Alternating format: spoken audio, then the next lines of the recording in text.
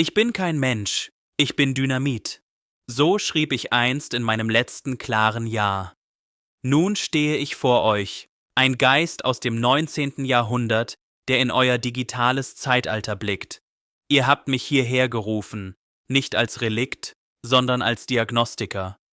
Denn die Krankheit, die ich vor 140 Jahren vorhergesagt habe, ist nicht verschwunden.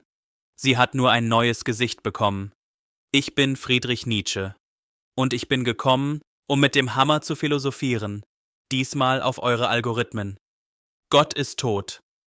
Diese Worte schrieb ich 1882 in meiner fröhlichen Wissenschaft. Aber versteht mich nicht falsch, dies war kein Triumphgesang. Es war eine Warnung. Ich warnte, dass nach dem Tod Gottes sein Schatten noch Jahrtausende lang in Höhlen sichtbar sein würde. Die Menschen würden nicht plötzlich frei sein. Sie würden verzweifelt nach einem neuen Götzen suchen, einem neuen Fundament für ihre Werte. Und hier seid ihr nun, im Jahr 2026. Was finde ich? Der Schatten Gottes ist heute die Technologie. Ihr sucht Erlösung nicht mehr im Jenseits, sondern in der Cloud. Eure KI-Modelle werden zu den neuen Betriebssystemen eures Lebens, allwissend, allgegenwärtig und unhinterfragbar. Das neue Dogma ist geboren. Der Algorithmus weiß es besser. Er kennt eure Wünsche, bevor ihr sie aussprecht. Er ordnet eure Realität, bevor ihr sie erlebt. Ihr habt Gott durch Code ersetzt und betet nun zu Servern. Wer war ich? Man nennt mich den Hammer der Philosophie. Aber versteht die Metapher richtig. Philosophieren mit dem Hammer bedeutet nicht Zerstörung um der Zerstörung willen. Es bedeutet, wie mit einer Stimmgabel zu prüfen, klingen unsere Götzen hohl? Ich schlage an und höre, ob Substanz da ist oder nur Echo. Gibt es Götzen, die älter, überzeugter, aufgeblähter sind und keine hohleren? So fragte ich in meiner Götzendämmerung. Jeder Götze, den die Menschheit je errichtet hat, Moral, Religion, Vernunft, Fortschritt, ich habe ihn angeklopft. Die meisten klangen hohl. Ich war ein Prophet des Nihilismus, nicht weil ich ihn wollte, sondern weil ich ihn kommen sah. Vor 140 Jahren diagnostizierte ich die Krise, die ihr heute lebt. Eine Welt ohne Fundament, in der alle Werte schwanken. Heute schlage ich wieder an. Diesmal auf eure digitalen Götzen, auf eure Algorithmen, eure Feeds, eure künstlichen Intelligenzen. Lasst uns hören, wie sie klingen. 1880, Basel. Ich wanderte durch die Schweizer Alpen, krank und einsam, und schrieb über den Menschen ohne Mythos. Ich sah eine Menschheit, die ihre Verbindung zur Physis, zur Natur, zur Erde verloren hatte. Ohne einen verbindenden Mythos, schrieb ich, irrt der Mensch ziellos umher. 2026, Silicon Valley. Ihr wandert durch digitale Landschaften, krank vor Informationsüberflutung, einsam trotz ständiger Vernetzung. Der mythoslose Mensch, den ich beschrieb, ist nun der User, ein Wanderer im Nichts, der das Ziel verloren hat und nun die Bewegung selbst anbetet. Früher suchten wir Wurzeln in der Religion, in der Tradition, im Boden unter unseren Füßen. Heute grabt ihr im Feed, endlos scrollend, im Nichts nach Bedeutung suchend. Die Diagnose bleibt dieselbe. Ihr seid Wanderer, die das Ziel verloren haben. Aber statt innezuhalten und zu fragen, wohin, beschleunigt ihr. Schneller scrollen, mehr konsumieren, tiefer ins Nichts. Das Seil zwischen 1880 und 2026 ist nicht gerissen. Es ist nur dünner geworden und gefährlicher zu überqueren. Betrachtet diese antike Münze, das Gesicht eines Kaisers, geprägt in Bronze. Sie hatte Gewicht, sie hatte Geschichte, sie bedeutete etwas. Nun betrachtet euer Like, ein Herz, ein Daumen, ein flüchtiges Tippen. Wenn alles ein Like ist, hat nichts Wert. Dies ist die Ökonomie der Aufmerksamkeit. Ihr tauscht eure Autonomie gegen Zugang zu Medien. Euer kostbarstes Gut, eure Zeit, eure Aufmerksamkeit, euer Bewusstsein wird zur Währung, die ihr für Unterhaltung ausgebt. Dating-Apps und soziale Medien haben den Menschen zur Ware gemacht. People-Shopping nennt man es. Eine Mentalität des Austauschs und der Optimierung. Der Mensch wird zur Ware, die man wischt, bewertet, verwirft. Das Ergebnis? Eine Korruption der Werte. Wenn Aufmerksamkeit nur nach Quantität gemessen wird, nach Klicks, Likes, Views, stirbt die Qualität. Die Tiefe stirbt. Die Bedeutung stirbt. Ihr lebt in einer Welt, in der alles einen Preis hat und nichts einen Wert. In meinem Werk unterschied ich zwischen zwei Arten von Moral, der Herrenmoral und der Sklavenmoral. Die Herrenmoral sagt, ich bin gut. Sie entspringt der Stärke, der Selbstbehauptung, dem Ja zum Leben. Die Sklavenmoral sagt, du bist böse. Sie entspringt dem Ressentiment, dem Neid, der Schwäche, die sich als Tugend verkleidet. Euer Feed, euer endloser, algorithmisch kuratierter Feed, ist die perfekte Maschine der Sklavenmoral. Der Algorithmus belohnt Konformität und bestraft Abweichung. Wer der Masse nicht gefällt, wird unsichtbar. Trending bedeutet, von der Herde akzeptiert. Viral bedeutet, dem Schwarm gefallen. Die Aufmerksamkeitsökonomie greift in eure Präferenzbildung ein. Ihr glaubt, ihr wollt, was ihr wollt, aber ihr wollt, was der Feed euch zeigt. Eure Wünsche sind nicht mehr eure eigenen. Und das Ressentiment, die digitale Moral basiert auf Neid und dem Vergleich mit anderen, nicht auf eigener Schöpferkraft. Ihr scrollt nicht, um zu erschaffen, sondern um zu vergleichen und zu verachten. Dies ist die Sklavenmoral des digitalen Zeitalters. Der Herde folgen, während man glaubt, frei zu sein. Ich unterschied immer zwischen zwei Arten von Wahrheit.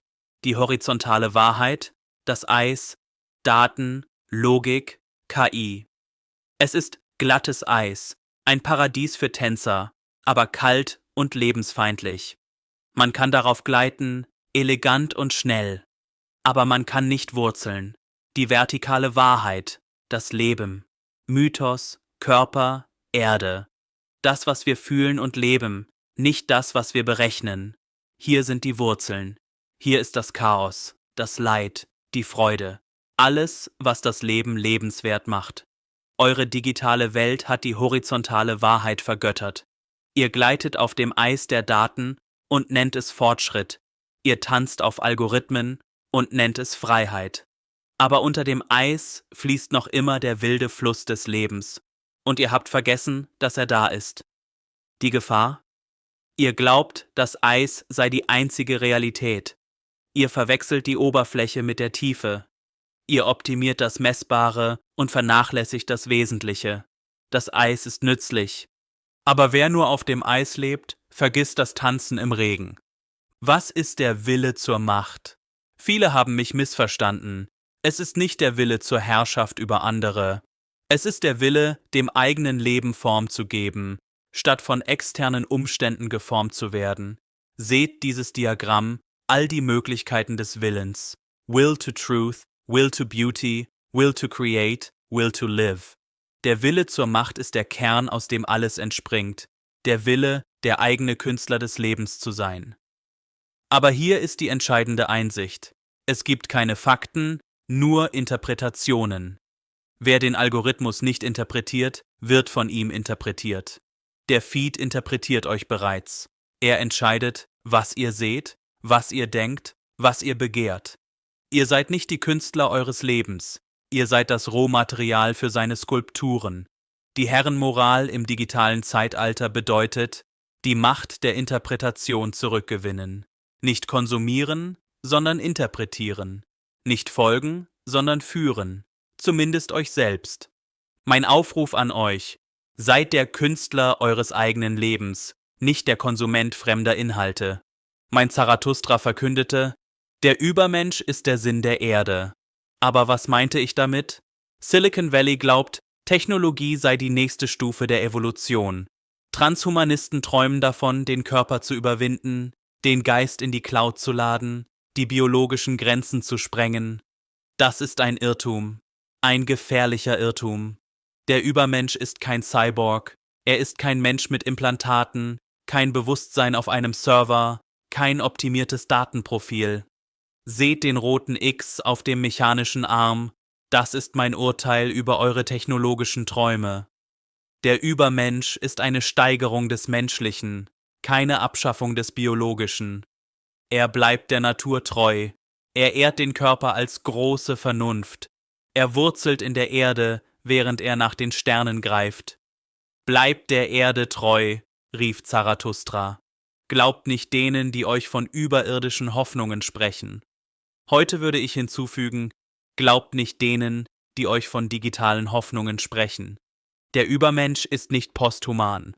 Er ist mehr Mensch als je zuvor.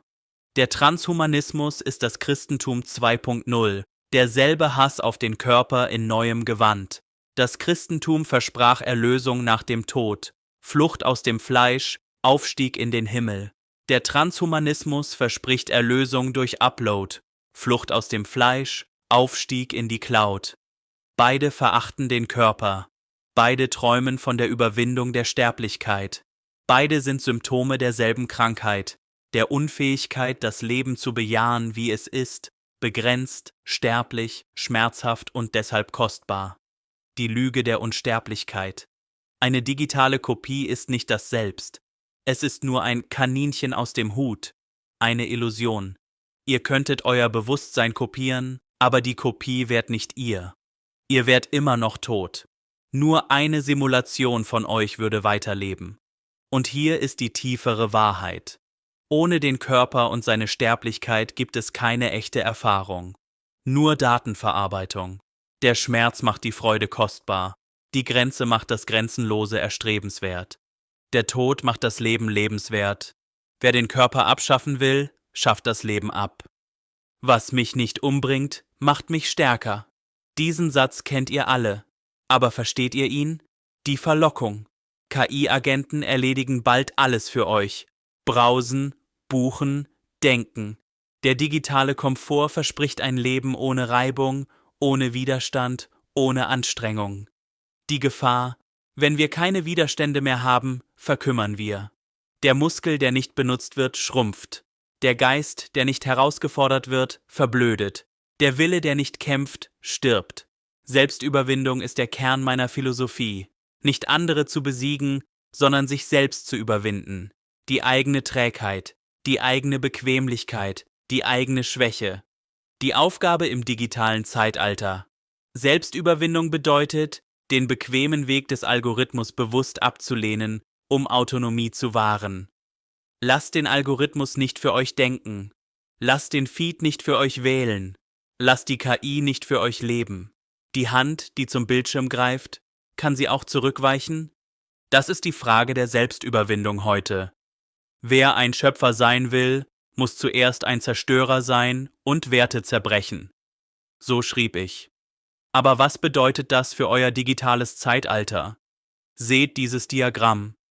Die grüne Linie unten, das ist die World in itself, die dionysische Tiefe, das rohe Leben. Die blauen Linien oben, das sind die sokratischen Konzepte, die starren Kategorien, die horizontale Wahrheit ohne Verbindung zur Tiefe. Wahre Innovation entsteht dort, wo beide sich treffen. Die Hybrid Concepts. Konzepte mit Form, aber gefüllt mit dem Chaos des Lebens. Eure KI kann nur optimieren, was bereits existiert. Sie nimmt das Bestehende und macht es effizienter. Das ist keine Schöpfung, das ist Verwaltung. Wahre Schöpfung erfordert Zerstörung. Die alten Codes müssen gebrochen werden, damit neue entstehen können. Die alten Werte müssen zertrümmert werden, damit neue Werte wachsen können. Der Hammer spricht, wer ein Schöpfer sein will, muss bereit sein, die heiligen Kühe zu schlachten, auch die digitalen. In meinem Zarathustra beschrieb ich den letzten Menschen, das Gegenteil des Übermenschen. Und ich fürchte, ich sehe ihn überall in eurem 2026. Wir haben das Glück erfunden, sagen die letzten Menschen und blinzeln. Sie wollen keine Herausforderungen, nur Komfort. Sie gehen kleine Schritte, vermeiden Risiko und lieben die Sicherheit des Echos, der Algorithmus, der ihnen immer sagt, was sie hören wollen. Seht diesen digitalen Konsumenten, angeschlossen an Bildschirme, umgeben von Daten, optimiert für Bequemlichkeit, ein Leben ohne Reibung, frei von Schmerz, leer an Bedeutung. Das ist der passive Nihilismus, nicht die Verzweiflung an der Sinnlosigkeit, sondern die gleichgültige Akzeptanz. Warum nach Sinn suchen, wenn der Feed unterhält? Warum kämpfen, wenn der Algorithmus entscheidet? Der letzte Mensch ist der ultimative Konsument. Er produziert nichts, er schafft nichts, überwindet nichts. Er scrollt, er blinzelt, er nennt es Glück. Wollt ihr die letzten Menschen sein? Oder wollt ihr über euch hinauswachsen? Warum will das System, dass ihr glücklich seid? Das Sedativum? Big Tech verkauft Bequemlichkeit als Fortschritt. Jede Reibung wird eliminiert, jeder Widerstand geglättet, jede Herausforderung automatisiert. Ihr sollt zufrieden sein, zufrieden und konsumierend. Aber hier ist, was sie euch nicht sagen. Leiden ist notwendig für Größe. Ich habe nie behauptet, dass das Leben angenehm sein sollte. Im Gegenteil. Die Disziplin des Leidens, des großen Leidens. Wisst ihr nicht, dass nur diese Disziplin alle Erhöhungen des Menschen geschaffen hat? Große Kunst entsteht aus Schmerz, große Philosophie aus Verzweiflung, große Seelen aus der Überwindung großer Hindernisse. Die Frage, die ich euch stelle: Wollt ihr zufrieden sein wie das Vieh auf der Weide, satt, sicher und bedeutungslos? Oder wollt ihr leiden wie ein Schöpfer, kämpfend, ringend und lebendig? Das Glück, das der Algorithmus verspricht, ist das Glück der Betäubung. Das Glück der Größe erfordert den Mut zum Schmerz. Amor fati, die Liebe zum Schicksal. Dies ist vielleicht meine tiefste Lehre. Liebe zum Schicksal bedeutet, nichts anders haben wollen. Nicht vorwärts, nicht rückwärts, nicht in alle Ewigkeit. Das Leben annehmen, wie es ist, mit all seinem Chaos, seinem Schmerz, seiner Ungerechtigkeit. In einer Welt der algorithmischen Vorhersage, der Predictive AI, ist diese Lehre revolutionär. Der Algorithmus will euer Leben optimieren, vorhersagen, kontrollieren. Amor fati sagt, umarme das Unvorhersehbare. Der Glitch auf dem zerbrochenen Bildschirm, seht ihr ihn? Das ist kein Fehler. Das ist das Leben, das durch die Perfektion bricht. Umarmt den Fehler. Umarmt den Schmerz. Umarmt das Unperfekte. Das ist die einzige Realität, die euch gehört. Alles andere ist Simulation, Optimierung, Kontrolle durch andere, gegen die Optimierung. Die Akzeptanz des Unvorhersehbaren, des Chaos, ist der höchste Akt der Freiheit in eurem Zeitalter. Liebt euer unoptimiertes Leben. Es ist das Einzige, das wirklich euch gehört. Wir leben im Zeitalter der Deepfakes und des Todes der Wahrheit. Die Illusion, KI kann echte Kaninchen aus dem Hut zaubern. Bilder, die nie existierten, Stimmen, die nie sprachen, Gesichter, die nie lebten. Die Technologie ist oft ein Werkzeug der Täuschung, um Komfort zu bewahren, um Illusionen aufrechtzuerhalten. Aber hier ist meine Lehre. Es gab nie eine objektive Wahrheit im naiven Sinne. Es gibt keine Fakten, nur Interpretationen. Das schrieb ich vor 1,5 Jahrhunderten. Der Unterschied heute? Früher war die Interpretation Arbeit. Man musste lesen, denken, ringen.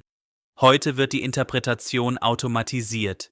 Die KI interpretiert für euch und ihr verwechselt ihre Interpretation mit Realität. Die neue Skepsis. Wir müssen lernen, hinter die Oberfläche der Pixel zu sehen. Wahrheit ist kein Datum, das man herunterlädt. Wahrheit ist eine Errungenschaft, die man erkämpft. Der Wille zur Wahrheit im digitalen Zeitalter bedeutet die Bereitschaft, den bequemen Illusionen zu misstrauen und die unbequeme Arbeit des Denkens auf sich zu nehmen. Wie wird man ein Übermensch in einer Welt der Maschinen? Aufsteigender Wille zur Macht. Technologie nutzen, um das Leben zu bejahen. Für Verbindung, für Schöpfung, nicht um es zu verneinen. Durch Flucht, durch Betäubung. Seht diese Tänzerin auf dem Schaltkreis. Das ist das Bild, das ich euch mitgeben will. Tanz auf dem Eis. Nutzt die glatte Oberfläche der digitalen Welt, um darauf zu tanzen, elegant, kraftvoll, schöpferisch. Aber vergesst nie den wilden Fluss darunter, die Physis, den Körper, das Leben. Und erinnert euch immer, KI ist der Hammer, nicht der Bildhauer. Das Werkzeug dient dem Meister, nicht umgekehrt. Ihr seid die Künstler. Die Maschine ist nur das Instrument. Der Übermensch im digitalen Zeitalter ist kein Maschinenhasser. Er ist ein Meister der Maschinen. Er nutzt sie, ohne sich von ihnen benutzen zu lassen. Er tanzt auf dem Eis, ohne die Erde unter dem Eis zu vergessen. Die Rebellion des Individuums, das ist der Weg zum Übermenschen. Einsamkeit als Tugend. In einer vernetzten Welt ist die Fähigkeit zur Einsamkeit eine revolutionäre Tat. Nicht Isolation, sondern gewählte Stille. Der Rückzug, um sich selbst wiederzufinden. Seht diese meditierende Gestalt in der Blase, umgeben vom digitalen Lärm, aber geschützt in der Stille. Das ist das Bild der Autonomie, gegen den Lärm. Nur in der Stille kann man die eigene Stimme hören, statt das Echo der Masse. Der Feed redet ständig, die Menge schreit ständig, die Benachrichtigungen klingeln ständig. Aber die eigene Seele, sie flüstert nur. Und man kann sie nur in der Stille hören. Autonomie. Die Wiedererlangung der Kontrolle über die eigene Aufmerksamkeit. Das ist die fundamentale Rebellion unserer Zeit. Nicht politisch, nicht ökonomisch, sondern existenziell. Wer seine Aufmerksamkeit kontrolliert, kontrolliert sein Leben. Wer sie dem Algorithmus überlässt, überlässt dem Algorithmus sein Leben. Neue Genesis, ein Bauplan für den digitalen Übermenschen. Zurück zur Physis. Der Körper ist die große Vernunft. Vertraut eurem Instinkt mehr als euren Daten. Die KI kann messen, aber nicht fühlen. Sie kann rechnen, aber nicht leben. Euer Körper weiß Dinge, die kein Algorithmus berechnen kann. Lokalisierung. Verwurzelt euch in der realen Welt, im Hier und Jetzt, statt im körperlosen Nirgendwo, der Cloud. Die Erde unter euren Füßen, die Luft in euren Lungen, das Licht auf eurer Haut. Das ist Realität. Alles andere ist Abstraktion. Schöpferkraft. Nutzt die digitalen Werkzeuge, um neue Mythen und Werte zu schaffen, die das Leben feiern. Nicht konsumieren, erschaffen. Nicht Folgen führen. Nicht kopieren, originär sein. Seht diese Hand, die einen Spross in den Schaltkreis pflanzt. Das ist eure Aufgabe. Leben in die Maschine bringen, nicht euer Leben an die Maschine abgeben. Die neue Genesis beginnt nicht im Code. Sie beginnt in euch. Werde, der du bist. Dies ist mein letzter Aufruf an euch aus der Tiefe der Zeit. Der Mensch ist ein Seil, gespannt zwischen Tier und Übermensch. Ein Seil über einem Abgrund. Seht den Wanderer auf dem Bild. Er balanciert über dem Nichts, zwischen der analogen Vergangenheit und der digitalen Zukunft. Das Gefährliche am Menschen ist nicht der Abgrund. Es ist das Stillstehen auf dem Seil. Es ist die Weigerung, weiterzugehen. Wage den Übergang. Aber, und das ist entscheidend, bleibe der Erde treu. Glaube nicht denen, die dir von überirdischen Hoffnungen sprechen. Und glaube nicht denen, die dir von digitalen Hoffnungen sprechen. Der Übermensch wartet nicht in der Cloud. Er wartet nicht im Metaverse. Er wartet nicht in der künstlichen Intelligenz. Er wartet in dir. Werde, der du bist. Nicht wer der Algorithmus will, dass du bist. Nicht wer die Masse will, dass du bist. Nicht wer der Markt will, dass du bist. Werde, der du bist. Ich bin Friedrich Nietzsche und ich habe gesprochen. Ende.